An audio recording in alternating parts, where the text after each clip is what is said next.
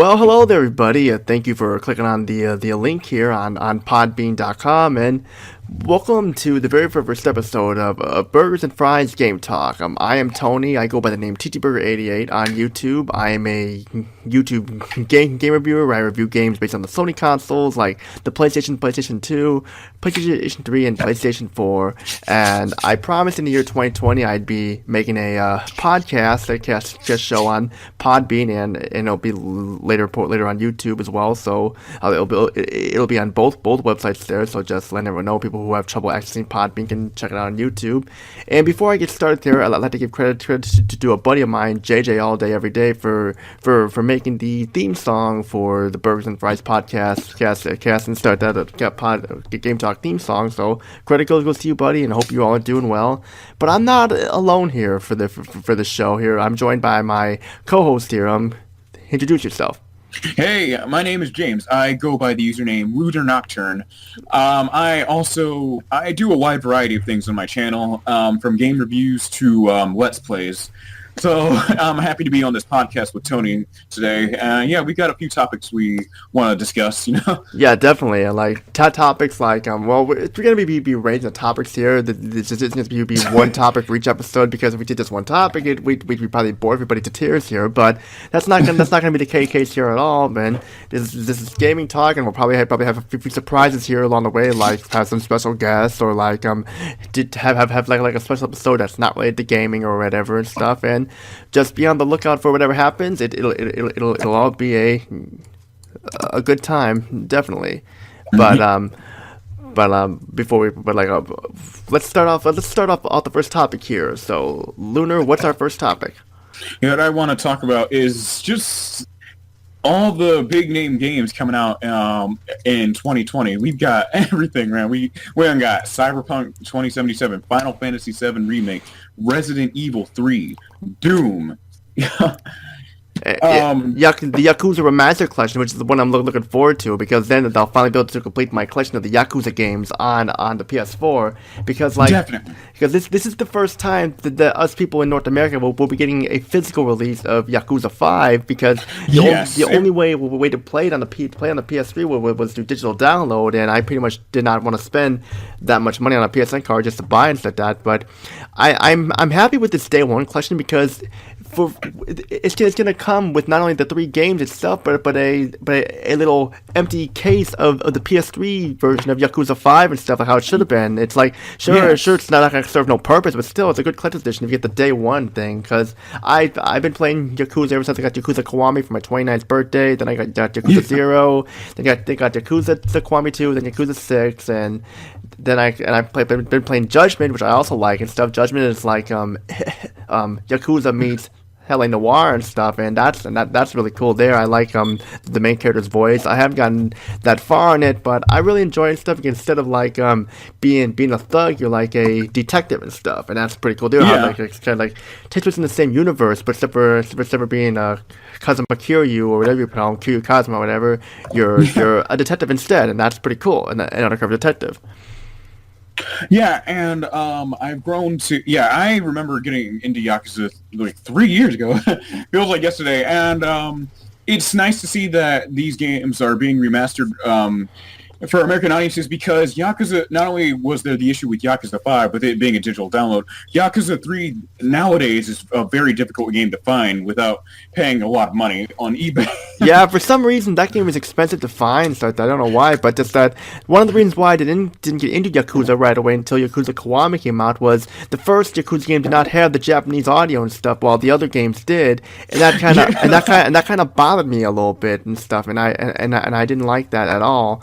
But like it's just so I skipped them all and stuff. But then like it was actually funny. Like I should also mention I didn't count this part, but I actually ended up getting Yakuza 2, and Yakuza 3 and 4 on the day I got Yakuza 0 when I ordered them all and stuff. But I barely played them because the graphics were downgraded since they were on an older console, so they kind of were a little turn off for me. So yeah, and so I waited.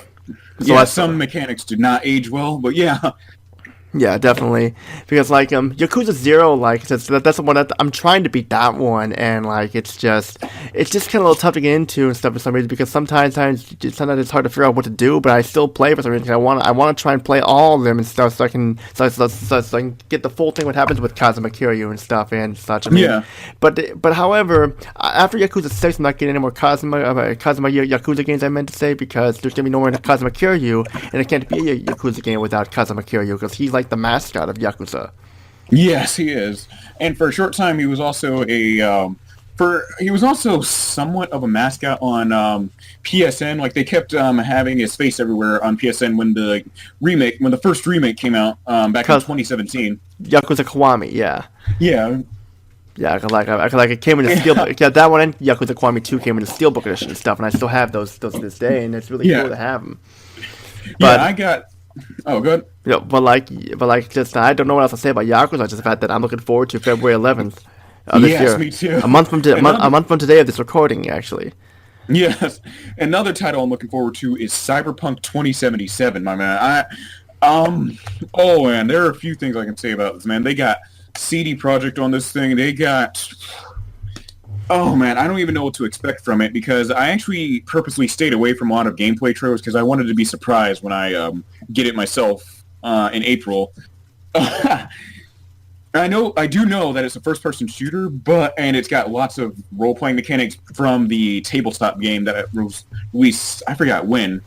I don't know, cause like I haven't been following Cyberpunk because it hasn't really interested me, so I haven't really been focusing on that and stuff.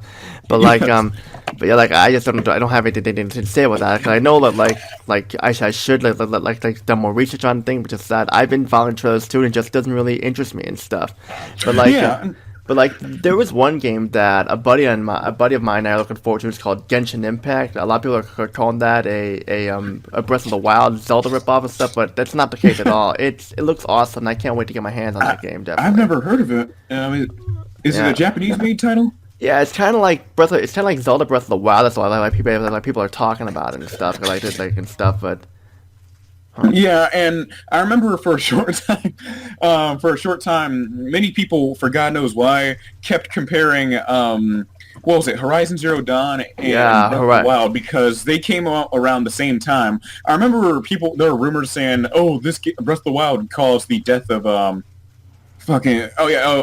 Horizon Zero Dawn. I forgot the name. Horizon since Zero Dawn was awesome. I mean, like I'm not a Zelda fan, so just I never really cared for Zelda. Ever since I played gaming as a kid, I didn't like Zelda, so I'm actually prefer Horizon Zero Dawn over that, because Aloy is actually a better character in my opinion. That's just me. Yeah, I'm not too big on Breath of the Wild myself. I enjoy the Zelda series casually. I'm not a hardcore fan, but yeah. I've tried to get into it, but it's just not my cup of tea. No matter what console it's on, portable or home console, just not my cup of tea. I'm sorry. Yeah. Oh man, but yeah, Horizon Zero Dawn, highly recommend that title. As a matter of fact, I think as of this recording, PlayStation is still doing their holiday New Year sale, so I think Horizon Zero Dawn is on there. I just have the regular version of Horizon Zero Dawn. I don't have the complete edition with that DLC. I don't really care for that DLC. I don't think I need that DLC, because it's fine the way it is. But yeah. I would hope for them to make a sequel, but since it didn't sell that well, they're probably not going to make a sequel with stuff. I think the sales figures were average. They weren't terrible, but they were like, somewhere in the middle, not too bad and not too good, So I think it might be enough to warrant a sequel. And oh yeah, I lost track of what I was saying, but yeah, Guerrilla Games. I also want to see another Killzone title, since Killzone Shadowfall, it being a launch title on the PS3. I said PS3 on the PS4. Yeah, I doubt that'll happen, because like a lot of people said, because Killzone Shadowfall was not that good in my opinion. Like I'm sorry, Killzone Shadowfall was not that good. I mean, I tried to get into it and stuff, but like just it mean like I'm around the PS4 did not have that good of a launch that, but like it's still like I gave it a chance, and I'm glad I did, because I would have missed out on a lot of games and stuff, definitely. But like, what are other games you're looking forward to? Oh man, I have not. Oh yeah, I have not pre-ordered this. I finished my pre-orders for Final Fantasy VII Remake and Cyberpunk, Resident Evil 3.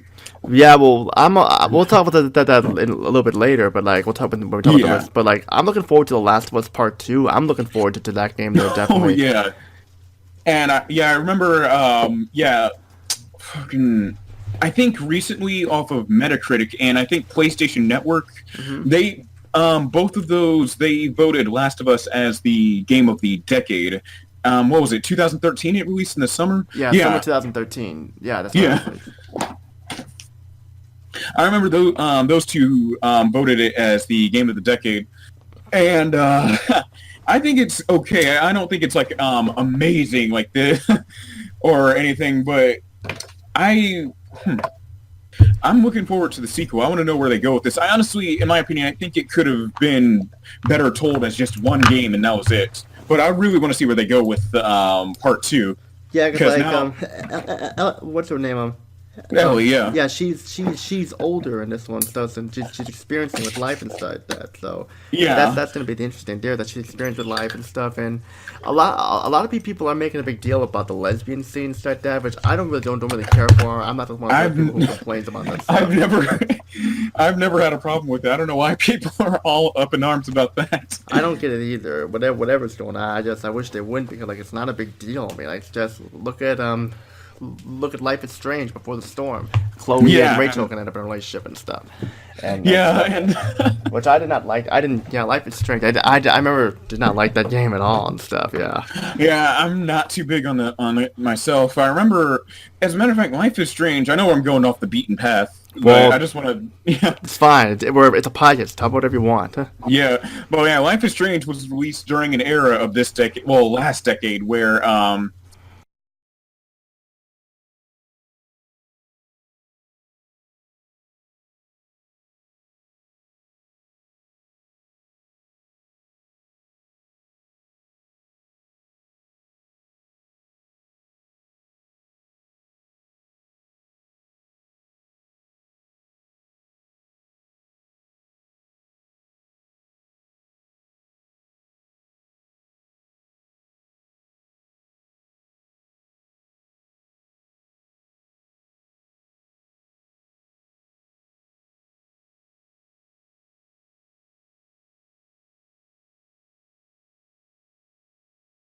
it was released during an era where YouTubers were streaming themselves playing story-based, choice-based games, something like akin to Telltale's The Walking Dead, and like it got viral to that point.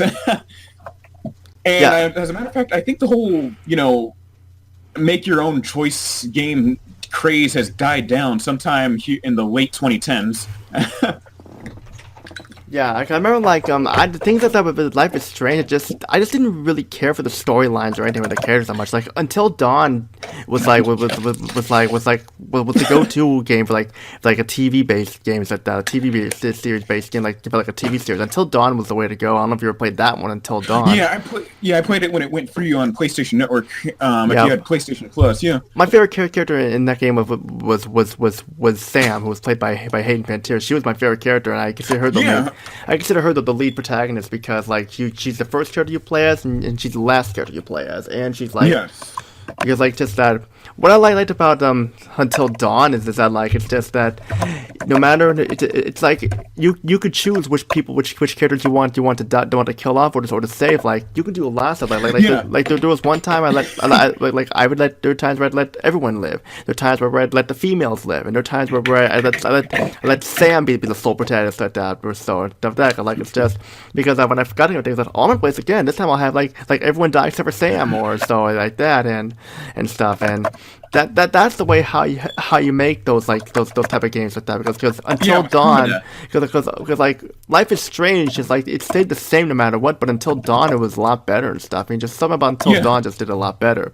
I would love to. I mean, people are saying they should make a sequel to it, but I don't think they should. I think it's perfect. I don't think it should because like it ends on a perfect note. I mean, I am a little disappointed that they're like you don't. It's like just like how the endings are kind of played off a little bit, like the who survives with that. But if you think about it, they did the best they could. I mean, like it's just because like they kind of do have like a a prequel. I forget what it's called. I forget what the name it's called. But Rush of Blood. I think it was the VR game. Yeah, I don't count that. That's not until Dawn, in my opinion. Yeah, I've never played the VR game. Neither have I, but I don't have PlayStation VR anyway and stuff. But I remember selling my PlayStation VR for the Vita. I felt like I'd get more use out of that, and I still do. I don't really care for portable gaming, like I said, because it's just not my cup of tea anymore. I mean, I used to enjoy it, but just not that much anymore and stuff. Because it's just like I know we kind of went off topic here with what we were talking about, like with games you're looking just go with the flow, you know. Yeah, like I said, let's go with the flow. But I can't remember what other games I'm looking forward to at the moment. Like I don't remember at the moment. But like I am looking forward to Last of Us Part 2 and Yakuza Remastered and stuff. I'm sure there's going to be another Atelier game coming out soon. Like almost every year there's like a Atelier game. You've heard of the Atelier series, haven't you? Like Atelier. Yes, I got into it 3 years ago when I got Atelier Sophie for my PlayStation 4, and that same year I got Atelier Tottori for my PlayStation 3. Yeah, I've been playing Atelier games since Atelier Verona came out and stuff like that, and with the Ireland trilogy, and I skipped Atelier Aisha and Atelier Espionage and Atelier Shali because Atelier Aisha did not have the Japanese voice setting, so I skipped down on that one there, and I'm a sucker when it comes to having putting Japanese voice setting in games that are from Japan, so that's like it better.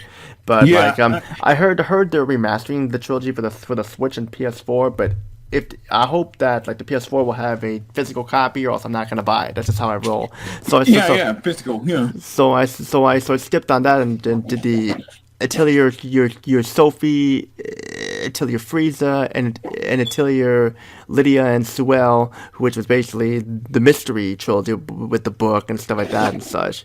But there was a game that was based on the Atelier series that really disappointed me. That's Nelki, the Legendary Alchemist, Ateliers of the New World. That game really disappointed me, Lunar. And I can tell James, I'll tell you why.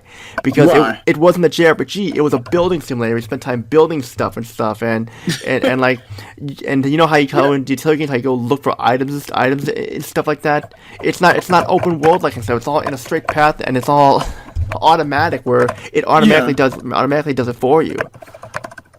Yeah, I mean that was one of the biggest disappointments in my life, next to The Witch and the Hundred Knight and Tekken 7. Those were some the biggest disappointments in my life and stuff like that. And Nelki was really disappointing because you have an interesting female protagonist, and they just and the game was just awful because, like I said, it was so boring. Just you spend time building stuff. I mean, to celebrate, I think it was the 25th anniversary of Atelier. I don't remember which anniversary it was, but still, it was just awful. Just awful. I mean, like it had characters from other Atelier games and stuff, which was cool, but it's like it wasn't worth it because you can't really control your character. You're just building stuff the whole time. It's kind of like The Witch and the Hundred Knight. How I thought you would actually be the witch Metalia and do some witch-like stuff, only to be the Hundred Knight, who's pretty much weak and stuff like that. I mean, that's one of the few times I agreed with IGN and GameSpot and stuff. Yeah, sadly, I don't have too much experience with all the other games, but I know that the basic premise is to, from my be an alchemist, to be an alchemist, like creating stuff. To gather materials. Yeah, it's kind of like, and I don't know what type of. It's not strategy because that's not what strategy games like. It's a turn-based RPG. Yeah, it's a turn-based RPG. Like we gotta like collect stuff and make stuff and such. I mean, I like the idea of just that. Like I get stuck in every game, but I still buy them because I like them. I mean, I don't hate them. I don't hate it when I get stuck in them and stuff. Is the thing, but that's what I mean there.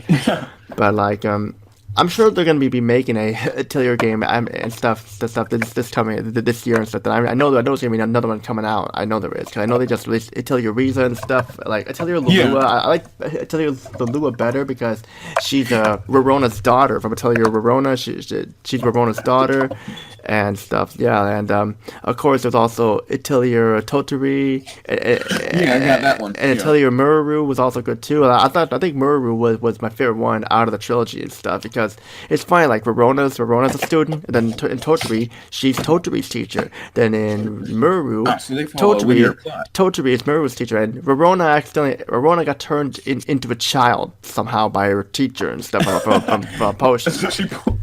So she pulled a Goku. I have no, I don't remember what happened. I haven't played the game in a while like that. But like I used to get the collector editions, but then when the PS4 versions came, I decided no more collector editions and stuff because I don't Yeah, need, man. because like I had no need for the minimal, just for the art book and because actually my copy of Muru came with a T-shirt that said the word barrel on it. It had a barrel and stuff.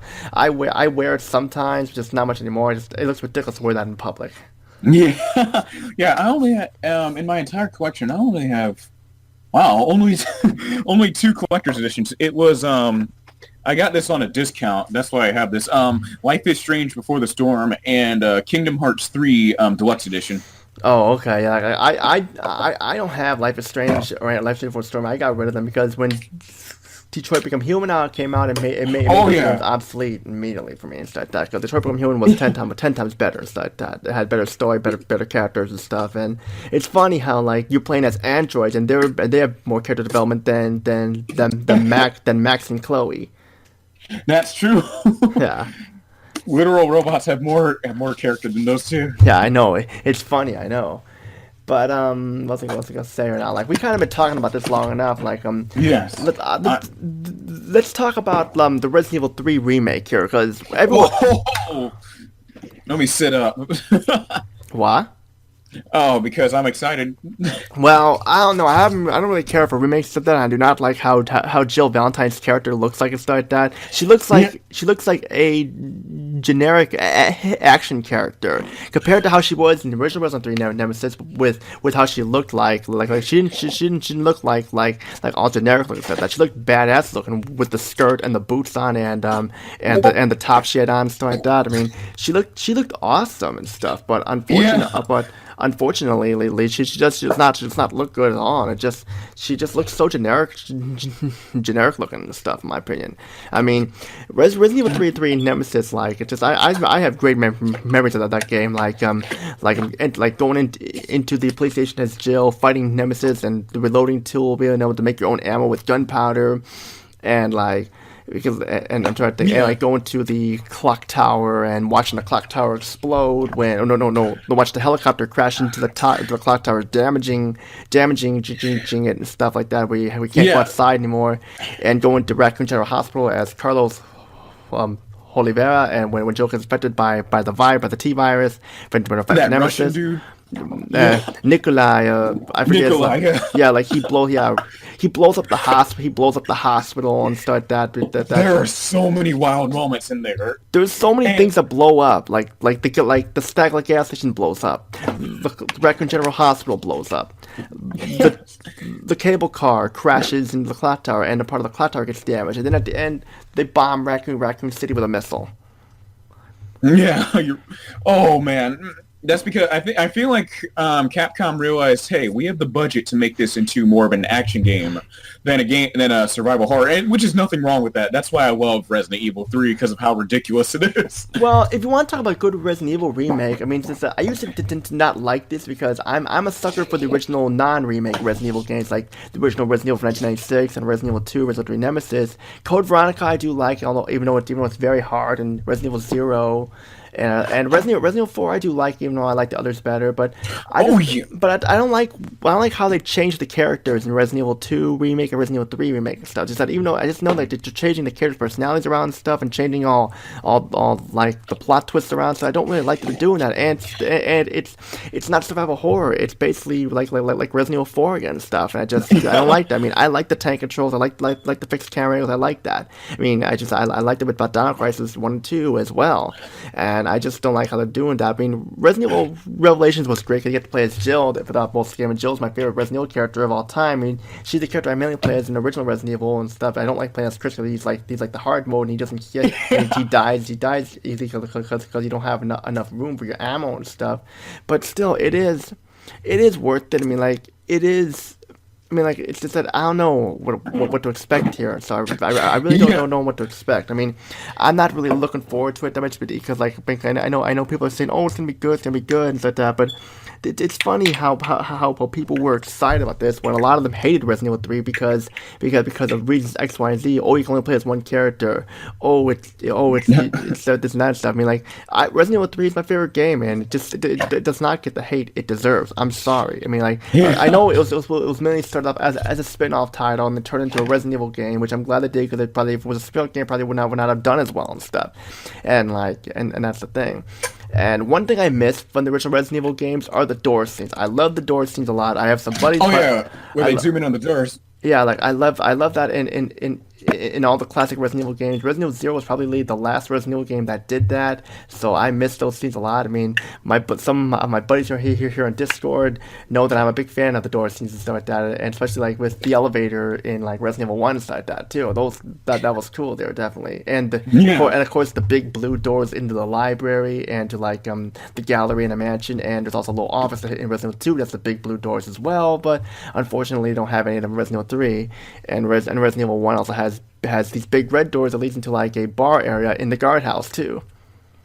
Yeah, the locales, the redesign of the locales, some of them are questionable at best, but I think they did them justice in Resident Evil 2. And as a matter of fact, I think that was the intention of Resident Evil 7 to lay the groundwork of the new Resident Evil engine, or the RE engine as it's called. Yeah, that's true, definitely. Yeah, but I'm like, it's just that I don't know. I'm not really liking how it's looking. I mean, that's why I didn't get Resident Evil 2 remake, and me being a big fan of Resident Evil 3, I don't think I'm going to be getting this. I mean, unless someone gets me to change my mind and stuff. Yeah, hopefully when the game comes out, something you'll see, you know. I mean, like what made the Resident Evil 2002 remake for the GameCube and now on the PS4 and Xbox One like that is that it still felt like a Resident Evil game, like with the camera angles and stuff like that and such. And I'm sure it had more stuff that like Lisa Trevor, which didn't have enough space in the PlayStation just to put her in there and stuff, and more rooms and stuff and such. But like that felt like a Resident Evil game. These games do not. Like Resident Evil 4 was probably the last. Well, like actually, not counting Revelation. Revelation was the last good was like a good Resident Evil game. But like Resident Evil 4 is when it changed all and stuff. And Resident Evil 5 and 6 made it worse. And Operation Raccoon City, don't even start on that one. I hate that game with a passion. I hate the game with a passion. I played it. I beat the game in one sitting with a friend, and we were just disappointed and stuff because how overpowered the zombies were and stuff. It wasn't worth it. It wasn't worth it. Yeah. On the topic of Resident Evil, today, as of this recording, I don't know when those will get released, but today, as of this recording, January 11th, 2020. Yep. Today is the 15th anniversary of Resident Evil. Yep, it's the 15th anniversary of Resident Evil 4. It came out on the year 20. It came out in 2005 of today, January 11th. And and go ahead. Oh man. Yeah, but I think we talked enough about Resident Evil here, but like, before we talk about the last time you want to talk about, I wanted to talk about the backwards compatibility for the PlayStation 5. This is an interesting topic. Yes, this is something. I mean, people are saying that it's going to play all PS1, PS2, PS3, PS4 games and stuff. I know people believe that would happen, but I don't think so at the moment because, just if you think about it here, the backwards compatibility is probably just going to be digital games you have to download and stuff like that. That's probably what it's going to be because backwards compatibility tends to have problems when you play physical discs and stuff like that. I mean, the PS3 had a lot of problems with backwards compatibility, and the PS2 had some problems too. Like perfect example with PS2 backwards compatibility to PS1 games.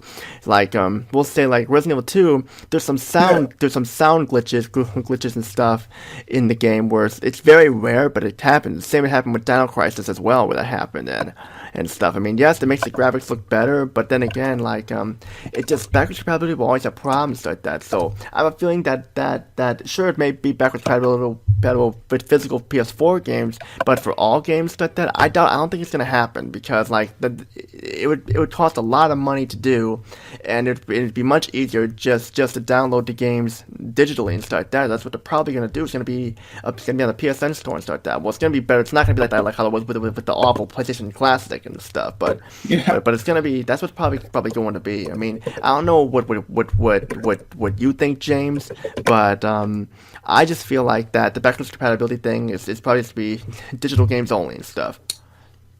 I don't know how to feel about how this is gonna work. Really, I think they're gonna do what the PlayStation 3 did with backwards compatibility. So here's how it worked on the PlayStation 3. If you loaded up a PS1 game on, I think this works with PlayStation 2. And what happened was that they would create a memory card within the storage, and that would be kilobytes. You could not do that with the PS2. You could not do that with the PS2. You had to use a PS1 memory card if you wanted to save a PS1 game and stuff. Oh, now that I didn't know. Yeah, because most of the time when I played I didn't know that because most of the time when I played PS1 games, I usually played just Twisted Metal, and that was it. I never had anything to save. No, anyway. Yeah, well, I played a lot of PS1 games on my PS2 and stuff like that because we switched to that, but still, it's best to play PS1 games on a PS1, and there's another thing there that had a problem, too, with the PS2 backwards compatibility. Playing Mortal Kombat Trilogy on the PS1 would have problems, too, because, like, you wouldn't be able, if you beat Shao Kahn at the end of that, you wouldn't be able to access the hidden treasures and stuff like that. It would just go to a black screen and it would freeze and stuff, so you wouldn't be able, you had to reset the game manually and stuff, so I just wanted to point that out there. That's why I forgot about that, because, like, I forgot to point that out there. But yeah, like that's basically what it was. But yeah, like this backwards compatibility thing, in my opinion, is probably not gonna. It's gonna be digital games. That's probably what it's going to be because it would cost. Like I said, it would cost a lot of money to do.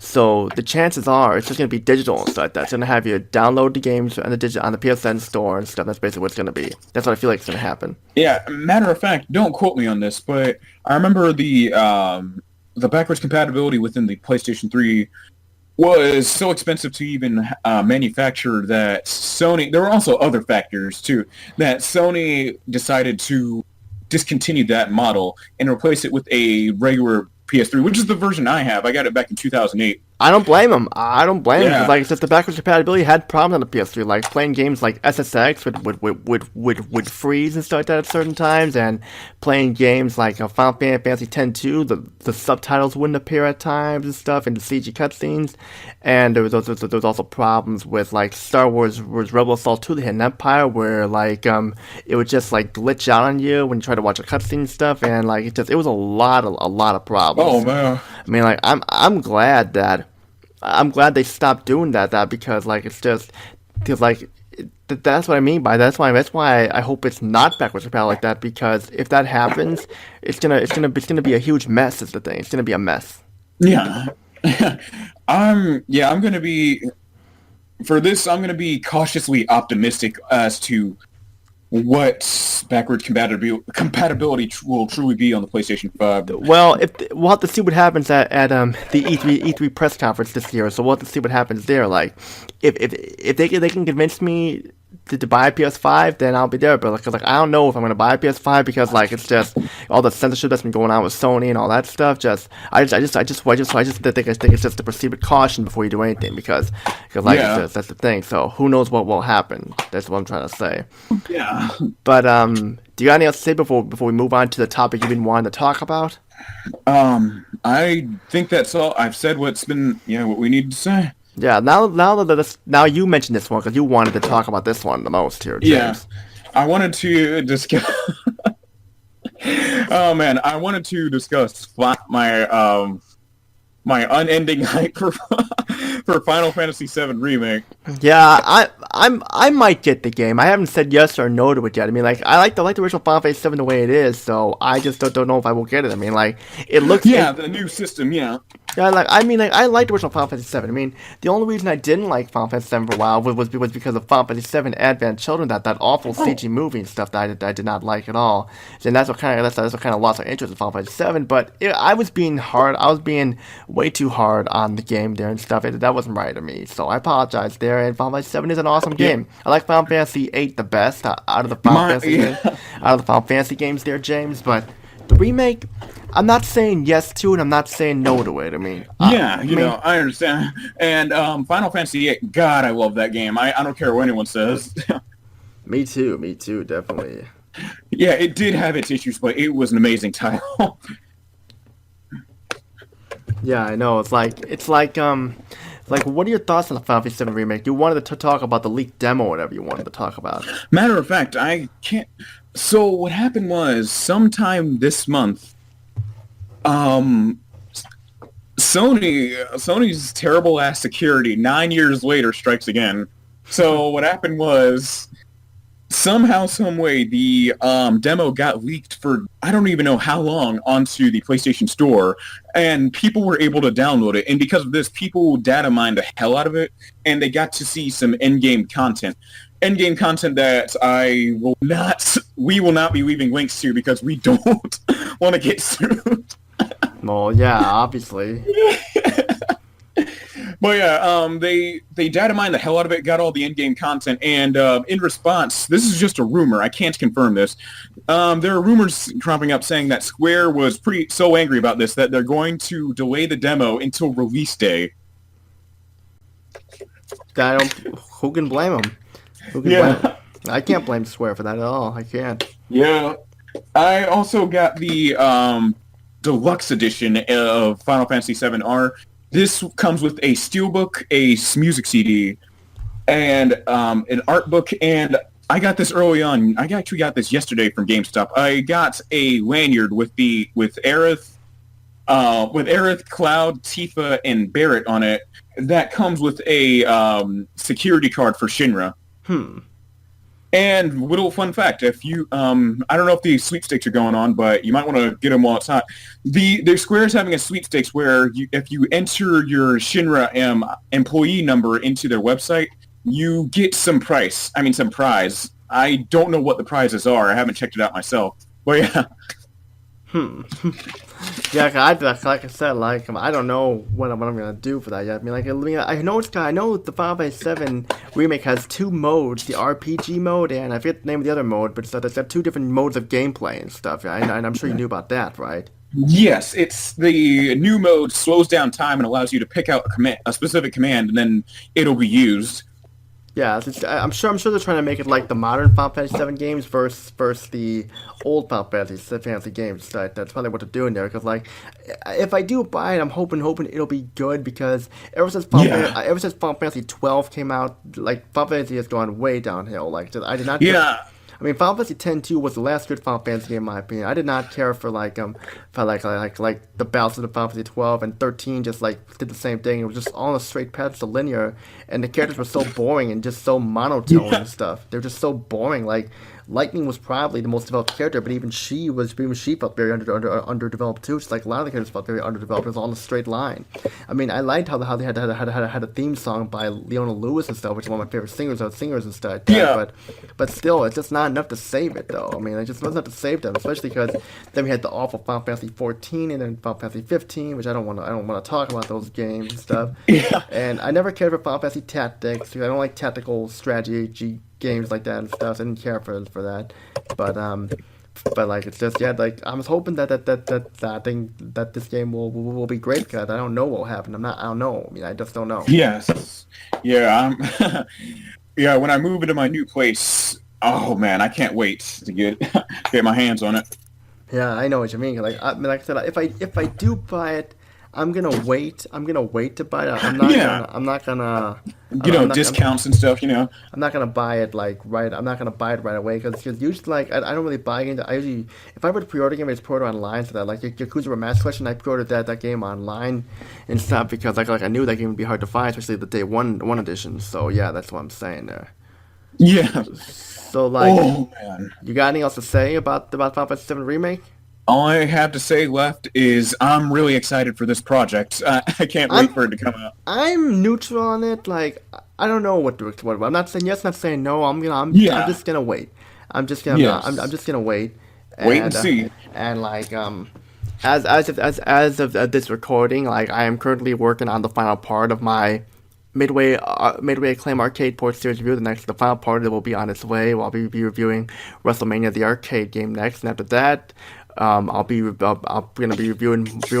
I can't tell you what I'm gonna review next. I'll spoil what will happen next, but like this podcast will be on both Podbean.com and on YouTube as well. So if people are accessing Podbean, it'll be on YouTube as well for people to see.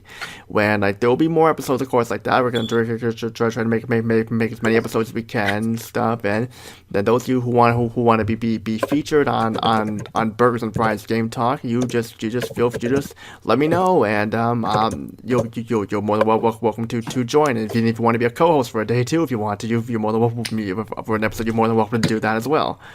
But that's pretty much all I gotta say here. And do you have anything else to say before we end this? That's that'll be it. Thank you guys for tuning in and hearing us talk. And thank you all, and thank you James for being a part of this episode, and thanks to my buddy JJL Day Every Day once again for making the theme song, and thank you to all of you for watching and viewing this, because like without you guys, I don't think TTBurger 88 would be even made to this day and stuff like that, and and like feel free to follow me on Podbean. Feel free to follow me on YouTube, subscribe to me, and like my videos, comment down below, and also join my Discord group, TTBurger Gamers United, because we're always looking for more people to join.